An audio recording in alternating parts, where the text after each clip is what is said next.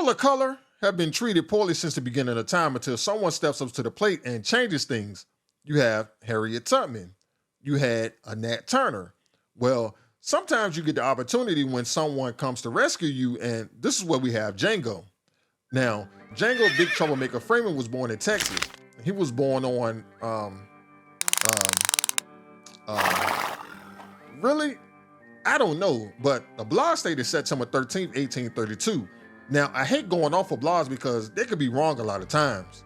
Now, I searched, and I still couldn't find it. So if you've seen Django Unchained, please let me know in the comments below his true, really birthday.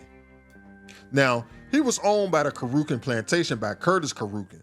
He was an old man, and you may remember seeing him briefly talking to Django. You got sand, Django. Boys got sand. Now, on a plantation, he married Broomhilda von Schaff.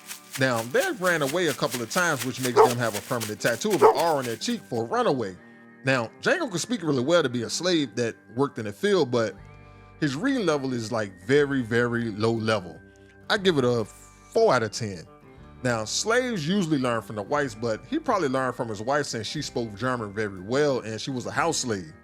Now, moving along to 1858, Django was sent to the Greenville slave auction, which I assume is in Greensville, Texas. Now, this is where they kept most of their records for the slaves that were sold by a ledger. Now, he was brought by the Speck brothers, and on their way back to the plantation, he was rescued by Dr. Schultz. Now, he's a bounty hunter. Now, this is where I got 1858 from. It says 2 years before the Civil War, but as we all know, as we went to school, the Civil War started in 1861 in Fort Sumter in April. Now, for it to be 2 years, it has to be after April, or it would be a complete full 3 years. Now, Django went being owned from the Speck brothers to being owned by Dr. Schultz, and he was recruiting him to help him find the Brittle brothers. And the only reason Django is purchased is because they work for the Karukin Plantation and they need to be located. Now, he can be free if he helps Schultz kill the Brittle brothers. Now, he would get paid $25 per brother and a horse. $75 and a horse isn't bad in 1868. Now, that's equivalent to a Ford car and $2,900 today. Now, let's put Django to work. His first bounty. Now, they went to Daltrey, Texas, where there's an outlaw named Bill Sharp, or Willard Peck. Now, he plays the sheriff's roles. Now, these outlaws blend into society like nothing happened. Another fact is that we can tell that the slavers were only accustomed to water because he had a beer and he couldn't even recognize the taste. Now, Django must have not have gone into the big house with the, regular white folks or the slaves. Now, on to Tennessee to bounty number 2. Now, with this new valet status, Django is to be treated like an upper-class black person according to Schultz. They are now at the Bennett plantation, which they rode by horse. Now, Texas to Tennessee should take approximately about 40 days with the labor of the horse and the rest of the riders. Back at the plantation, they're looking for the Brittle brothers, or the Schaefers, and they are Big John, Little Roger, and Ellis Brittle, and they are wanted for murder, but Django wants them for whipping his wife because they were employed by his home plantation, the Karukin Plantation. Now, Django fulfilled the bounty by shooting Roger and Big John, but Schultz was rewarded by Ellis, plus an extra with the death of the plantation owner, Spencer Bennett. Now, if you notice, you can also see that some of the slaves had weapons as they approached Django and Mr. Schultz. Now, what do you think would happen if they turned their gun on Bennett? Well, you heard of Nat Turner, right? Well, he did a similar thing that led to the death of more than 120 black people for retaliation. So slavery wasn't an option, Kanye.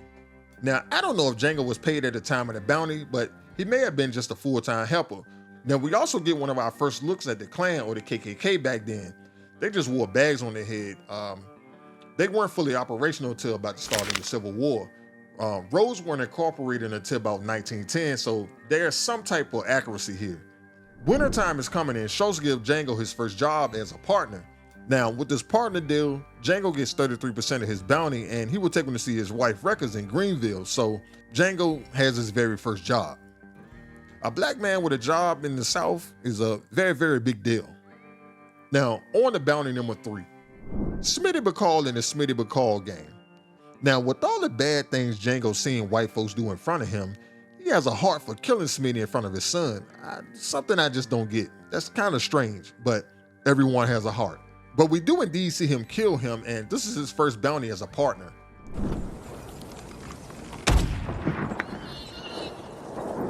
Now, it's 1859 because it's the winter months, and that's from December 21st to March. And Bounty 4 is the Wilson Lau gang. Django should have made about a good $8,000 if we're going to go off the contracts of the Bacall gang, and if Wilson and Lau was in the same ballpark figure. Now it's springtime, and we are headed to Chickasaw County, Mississippi. They have tracked down Broomhilda, but he can't just go in there and just buy her, even though she was only worth $300. He has to play the role as a black slaver, a Mandingo fighter, and the owner is Calvin Candy, the owner of Candyland, the fourth largest plantation of slaves. Now, Django mentioned it only took them 5 hours by horse to get to Candyland, so they had to be within about 50 miles of Mississippi or so, because hundreds of miles takes days, and Tennessee to Mississippi is roughly about 300 miles. Now, a lot of back and forth went on about his wife, and apparently she is being offered for $12,000 because Candy found out that Django and Schultz's real identity for coming to Candyland uncovered by Steven. Steven, a black slave. Just think of, I can't say Uncle Tom's Cabin. Who can I say? Just think of, you seen Don't Be a Menace? You seen Bernie Mac? You seen that cop? There you go.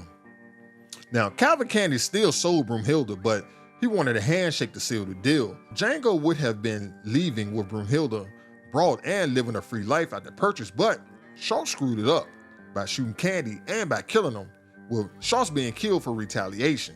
Now, what if he would have not shot Calvin Candy? He would have just shooken his hand.